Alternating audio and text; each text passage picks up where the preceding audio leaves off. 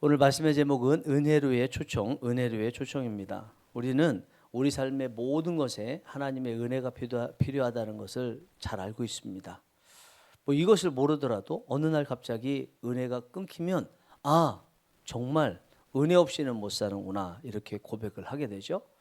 우리 삶의 모든 것에 은혜가 필요하다고 말씀을 드렸는데 그 모든 것이라고 하지만 결국은 두 가지로 구분해 볼 수 있습니다. 하나는 구원과 관련된 거듭남의 은혜, 또 한 가지는 구원을 받은 다음에 삶에서 필요한 것을 얻는 그 은혜다 이렇게 볼 수 있습니다. 성경도 디모데후서 3장 16절 17절에 보면 말씀드린 바와 같이 하나는 구원에 대한 성경, 또 하나는 구원 이후에 하나님의 자녀로서 우리가 살아가는 데 필요한 것에 대한 내용으로 구성되었다라는 것을 보여주고 있습니다. 오늘 저희가 읽은 이 말씀도요, 하나님께서 이스라엘 백성들을 은혜의 자리로 초청을 하시는데 결국 두 가지 이 짧은 세 절 안에 초청을 하고 있습니다. 하나는 거듭난 구원이고 또 하나는 구원받은 이후에 삶의 자리에 은혜의 자리로 초청하시는 내용이 있습니다. 첫 번째 구원과 관련해서 1절을 보시면 이렇게 말씀합니다. 오라 너희 모든 목마른 자들아 물로 나아오라 돈 없는 자도 오라 너희는 와서 사 먹되 돈 없이 값 없이 와서 포도주와 젖을 사라. 여기 목마른 자들아 와서 그러죠? 물을 하나님께서 준비하시고 주시겠으니 오라고 지금 말씀하시잖아요. 여기 물이 뭘까요? 항상 성경을 읽을 때 정확하게 단어 하나하나 다 아는 것이 중요한데 여기서 말씀하시는 물이라는 것은 성령을 말씀하시는 것입니다. 주님께서는 요한복음 4장에서 수가성 여인에게 긴 대화를 하시면서 이런 말씀하셨습니다. 요한복음 4장 14절 내가 주는 물을 마시는 자는 영원히 목마르지 아니하리니 내가 주는 물은 그 속에서 영생하도록 솟아나는 샘물이 되리라. 예수님께서 주시는 물이 있는데 그 물을 마시면 어떻게 한다고요? 영생한대요. 영생. 그러면 이 영생이 그냥 물이 아니죠. 성령을 말씀하시는 것입니다. 그래서 우리가 성령에 대해서 이야기할 때 불 같은 성령, 기름 같은 성령, 비둘기 같은 성령, 바람 같은 성령, 그리고 마지막에 물 같은 성령 이렇게 이야기하는 거죠. 그러니까 성령께서 우리 가운데 물같이 임하실 때 우리가 구원을 받는 것을 말하는 것입니다. 오늘 본문에서 하나님께서는 이스라엘 백성들에게 너희들 물 없지 목마르지 누구든지 다 와. 그러면 내가 물을 준비하고 있으니까 그 물 줄게. 너희들 구원 못 받았지? 내가 너희들 나에게 오면 성령을 부어줘서 구원받도록 해줄게. 이렇게 지금 말씀하고 있는 것입니다. 그런데 하나님께서 이렇게 보니까 분명히 하나님께 와야 구원을 받을 수 있고 목마름을 해갈을 받을 수 있고 또 배고픔을 포도주와 젖을 얻어서 채울 수 있는데 그 아무리 돈을 지불해도 얻을 수 없는 그곳 우상들에게 가서 자꾸 그것을 사는 것을 보고 오늘 1절 시작할 때 뭐라고 그랬어요? 오호라 그랬어요. 통탄한다는 통탄스럽다라고 말씀합니다. 2절 말씀 보겠습니다. 너희가 어찌하여 양식이 아닌 것을 위하여 은을 달아주며 배부르게 하지 못할 것을 위하여 수고하느냐. 내게 듣고 들을지어다. 그리하면 너희가 좋은 것을 먹을 것이며 너희 자신들이 기름진 것으로 즐거움을 얻으리라. 너희가 어찌하여 양식이 아닌 것을 위하여 은을 달아주며 은을 달아주고 또 배부르게 하지 못할 것을 위하여 수고하느냐. 은을 달아준다 수고한다 다 이것은 값을 지불한다라는 거죠. 이렇게 값을 지불해도 구원받을 수 없는데 그런 데 가서 왜 너희들 애쓰고 있느냐라고 지금 말씀을 하시는 것입니다. 구원을 받기 위해서 필요한 것은 하나님밖에 없다는 거죠. 아무리 다른 곳에 가도 물 마실 수 없고 포도주와 젖을 살 수 없다는 이야기는 하나님께는 있다는 거죠. 그래서 하나님께 와야 된다라는 것입니다. 이 말씀대로요. 하나님께 갈 때 우리가 구원을 받을 수 있습니다. 목마름을 해갈받을 수 있고 배고픔을 채울 수 있습니다. 다른 방법은 없습니다. 여러분 다른 방법 없습니다. 정말. 그런데 우리가 이미 예수님 외에는 하나님 외에는 목마름을 해결받고 배고픔을 채울 수 있는 방법이 없다는 것을 체험했음에도 불구하고 가끔씩 보면요. 또 다른 데를 찾아다녀요. 이거 말고 더 좋은 데 없을까? 있을 수도 있지 않을까?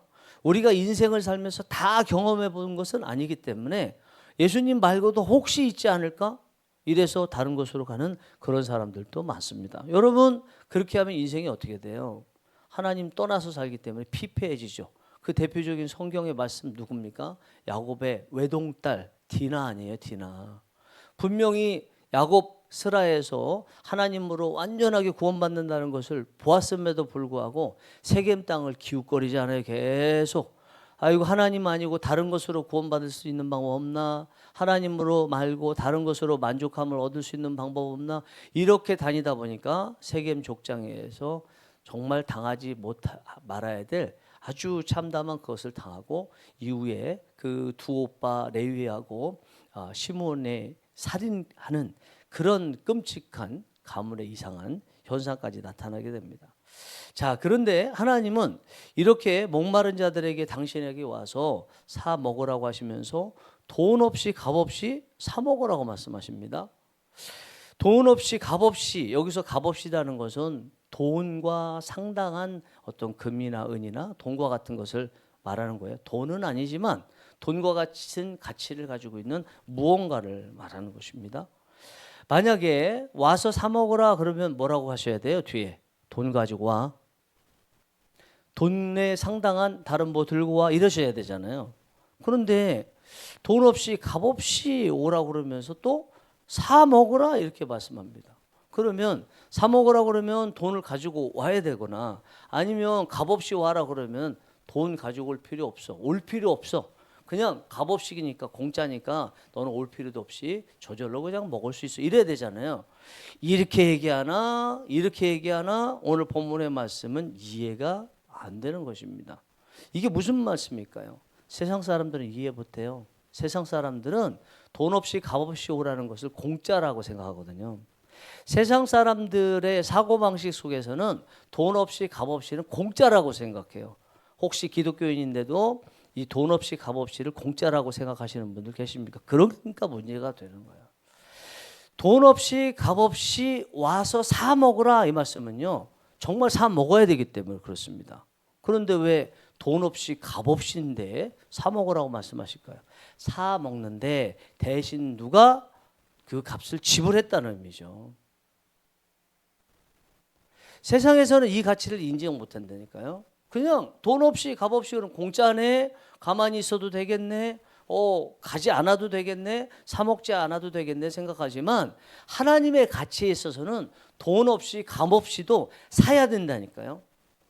이거는 사서 얻어야 돼요. 다만 사러 갔는데 내가 지불해야 될 값을 누군가가 대신 지불했기 때문에 돈 없이 값 없이 주는 거예요. 그 지불한 분이 누구예요? 예수 그리스도죠. 하나님께서 당신의 아들 예수님을 십자가에 못 박혀 6시간 동안 물과 피를 다 쏟으시면서 인류가 종말을 맞을 때까지 모든 사람에게 필요한 그 물 사야 될 값, 그리고 포도주와 젖을 사야 될 모든 값을 다 지불하신 것입니다. 그러니까 지금 돈 없이 값 없이 와서 사 먹으라, 공짜로 와라, 내가 은혜로 공짜로 줄게, 이렇게 초청하고 있는 거예요. 여러분들 중에서 구원받는데 뭐 지불하시고 구원받으신 분 있으세요? 뭐 예배 드렸더니 구원받으신 분 있으세요? 헌금을 어떻게 많이 했더니 마치 중세 시대에 종교개혁 전에 있었던 것 같이 여러분 헌금 많이 해서 구원받으셨나요? 여러분 어떤 공로, 그것이 무엇이든 여러분들의 공로로 구원받으셨나요? 아니죠. 아무것도 한 거 없으시죠. 왜요? 예수님께서 십자가에서 당신의 몸으로 물과 피를 다 쏟으시면서 그 값을 다 지불하셨기 때문에 우리는 우리의 공로 하나도 없이 구원받을 수 있었던 것입니다. 그런데 여기에 찜찜한 것이 한 가지가 있어요. 아니 예수님께서 모든 것을 십자가에서 다 우리의 죄값도 다 지불하셔서 우리는 돈 없이 값 없이 가서 사 먹으면 된다고 이렇게 말씀했는데, 그렇죠? 왜 근데 사 먹으라고 말씀하셨을까라는 거예요. 다 예수님이 지불하셨으면 굳이 사 먹을 필요는 없지 않을까? 이렇게 생각할 수 있는데 여기에서도 깊은 뜻이 있습니다. 예수님께서 십자가에 우리를 위해서 물과 피를 다 쏟으시면서 죽으신 것이 우리에게 구원을 주셨지만 그 구원이요, 우리에게 다 배달까지 해주신 건 아니거든요. 예수님의 십자가 죽음이 우리가 구원받을 수 있는 길을 열어주시고 가능성을 열어주셨지만 우리 각자에게 다 구원이 되도록 우리에게 구원을 배달까지 해주시진 않았어요. 내가 예수 그리스도께서 십자가로 구원을 이루신 것을 내가 이루기 위해서는요, 내가 그것을 가지러 가야 돼요. 그리고 그것을 그 자리에서 먹든지 아니면 그것을 가지고 와서 내가 취할 수 있어야 되는 것입니다. 기독교가 생긴 이래로 수없이 많은 부작용들이 있어요. 기독교인이라고 하는데 기독교인답지 않아. 그 부작용이 생기는 거, 그게 뭘까요? 구원받았다고 하는데 구원받은 자다운 삶을 살지 않는 것입니다. 왜 그럴까요? 예수님이 다 십자가에서 못 박혀 죽으심으로 구원을 주셨는데 우리가 뭘 할 필요가 있어? 아무것도 안 해도 되지라고 생각하는 거죠. 그 예수님의 십자가의 죽음이 자기 각자에게 구원도 다 배달해 줄 것이라고 착각을 하기 때문에 그렇습니다.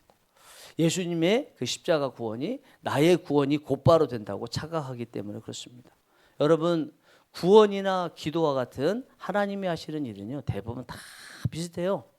하나님께서 주시겠다고 약속하시지만 그 약속하신 것 자체로 내 것이 되는 건 아닙니다. 내 것이. 내가 하나님께서 주시마 약속하셨다고 해서 내 것이 그냥 되지 않고 뭐 하라고 그래 하나님께서? 그래도 기도해야 하리니 그렇게 말씀하시죠. 여러분, 이 원리를 이렇게 한번 설명해 볼게요. 하나님께서 우리에게 약속을 주시죠. 그것을 은행으로 보자면 하나님께서 우리 계좌에 돈을 입금해 주시는 거예요.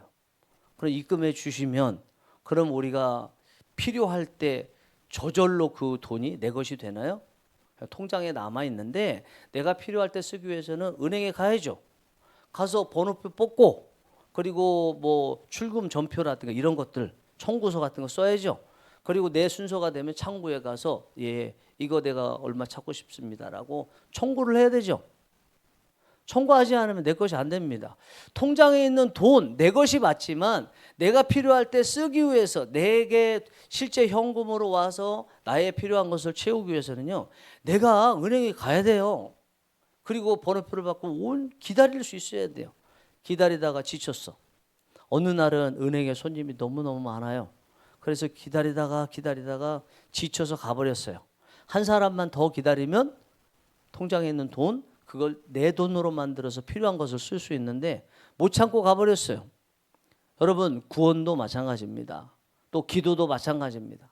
하나님께서 우리에게 주시겠다고 약속하신 거, 약속하지 않았는데 우리가 생떼를 쓴다고 해서 주어지는 게 아니에요.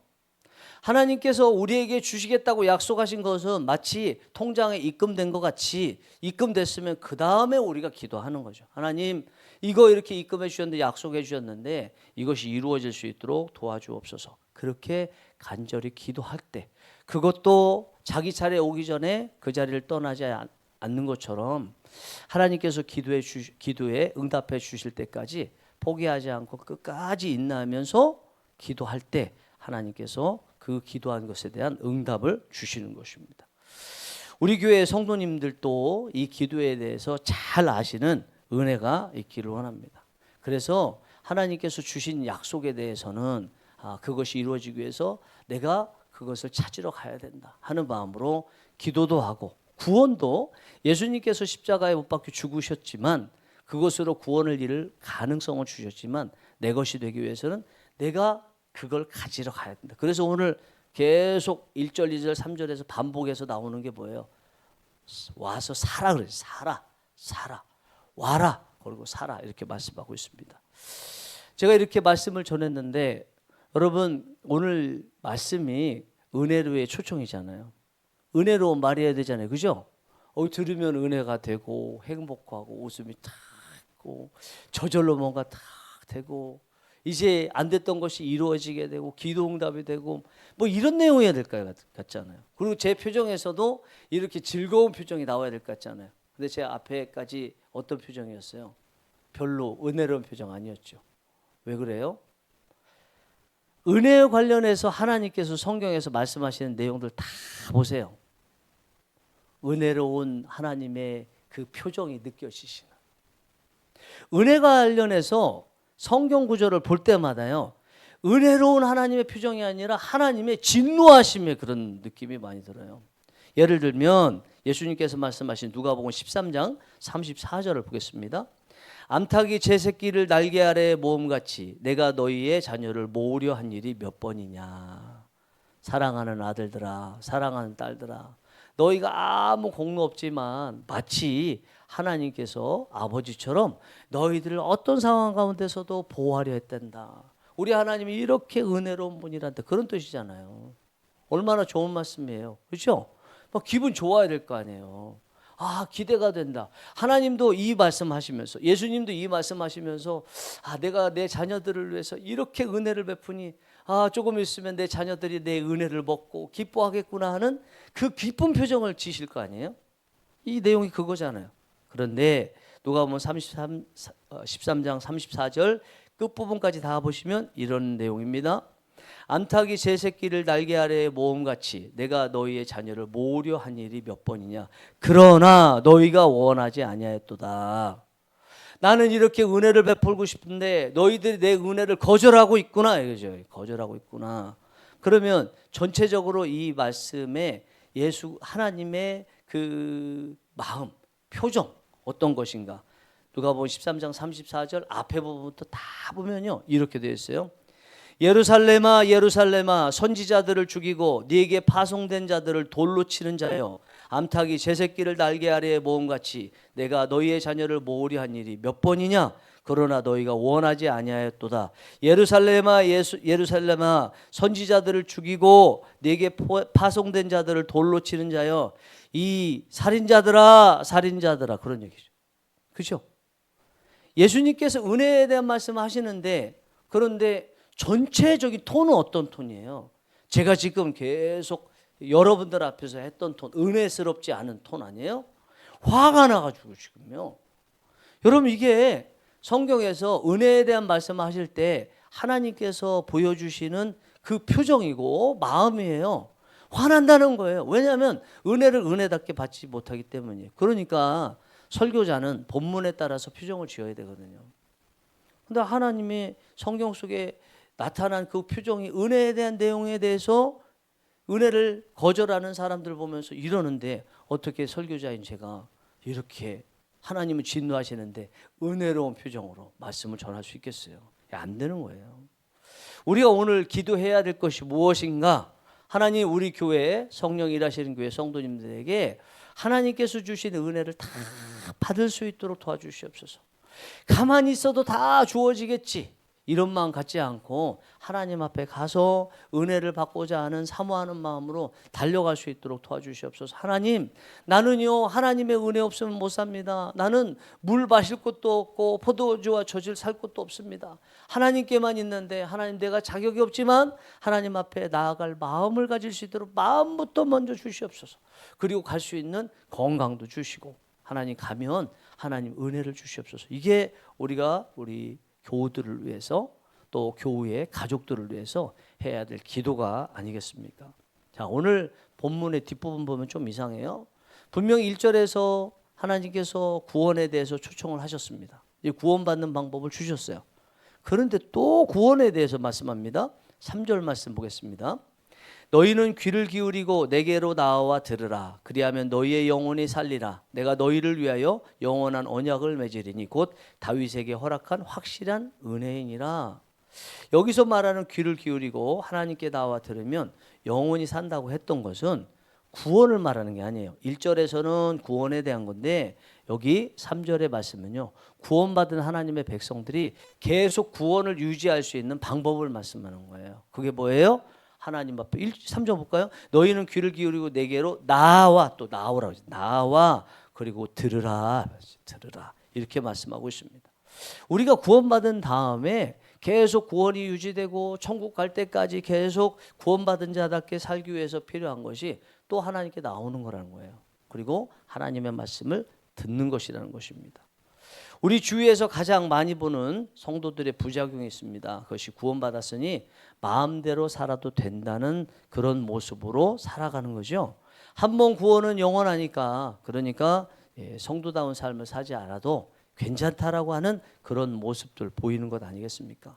기껏 주일에 한 번. 우리 성도님들은 전혀 아닙니다. 아직 때가 아니기 때문에 기껏 주일에 한 번 나오고 나서 그거면 됐지 하는 모습으로 살아가는 것입니다. 최종적으로 영혼이 살려면 천국에 들어갈 때까지 성령에 따라서 살아야 되는데 구원받았다고 느껴지는 그 순간부터 하나님의 말씀을 들으려고 하지 않아요. 하나님의 말씀을 들으려고 하지 않아요. 예배 시간에 설교를 듣고 있기는 듣고 있는데 하나님의 말씀 듣기보다는 자기가 원하는 말을 듣고 싶어 하죠. 그렇게 안 살아도 괜찮습니다. 하나님은 그래도 당신을 사랑하십니다.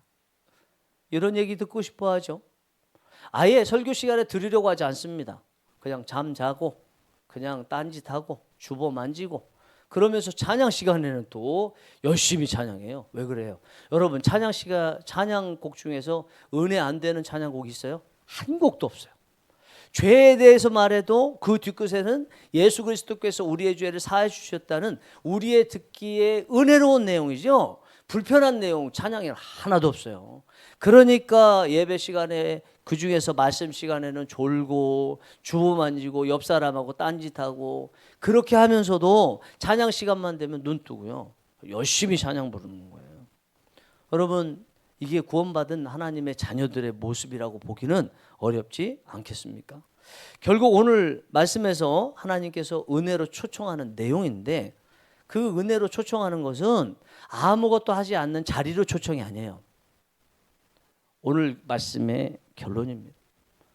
하나님께서 은혜의 자리로 초청하시는데 우리가 자칫 잘못 생각하고 지금까지 통념적으로 생각하고 있었던 모습으로 보자면 아무것도 하지 않는 자리로 초청하는 게 아니라니까요. 어떤 자리로 초청해요?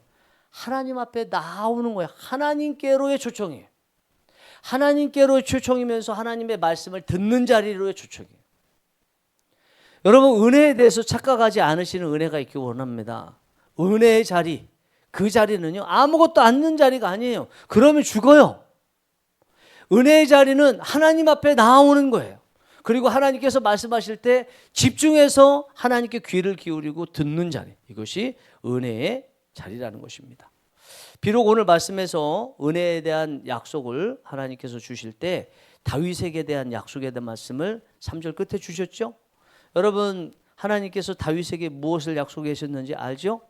너의 후손들도 다 너의 후손들이 이후의 왕들도 너의 후손들이 왕이 될 것이다. 그렇게 약속을 주셨죠.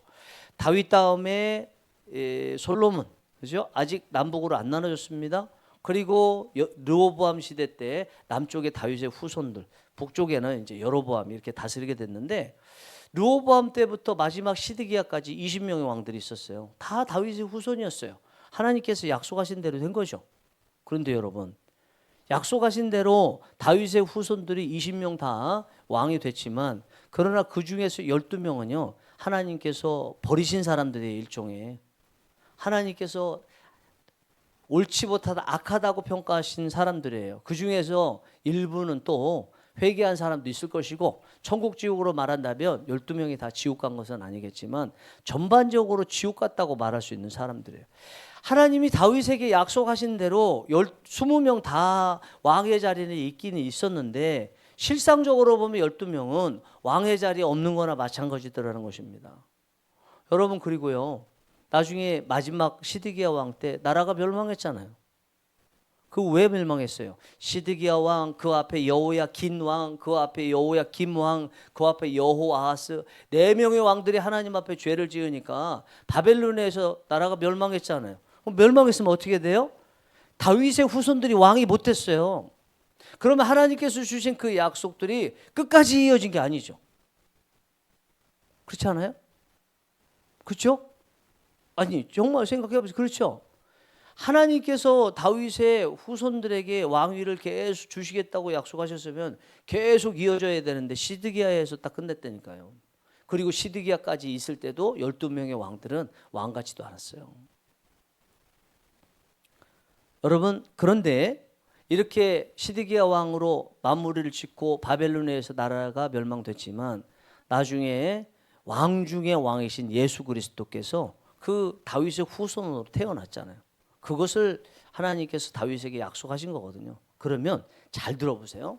하나님께서 다윗에게 약속하신 것은요 끝까지 이어지는 약속인 거예요. 하나님 편에서는 약속을 저버리지 않으시는 거예요. 문제는 20명의 왕 중에서 개인적으로 하나님 말씀을 따르지 않았던 12명, 그리고 마지막 20명의 왕조 중에서 4명의 왕들, 그리고 그 이후의 사람들, 개인적 하나님께서 약속하신 그것은 다 지키셨지만 개인적으로는 하나님의 말씀을 지키지 않으면 하나님의 약속을 본인들이 파기한 것이 돼서 하나님의 약속이 온전히 이루어지지 않는 것입니다.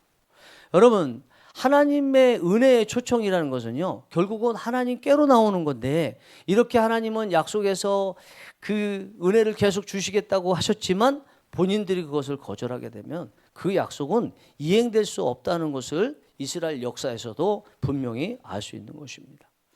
오늘 이 말씀을 통해서 여러분들께서 값없이 주시는 하나님 그곳으로 여러분 가시는 은혜가 있기 원합니다.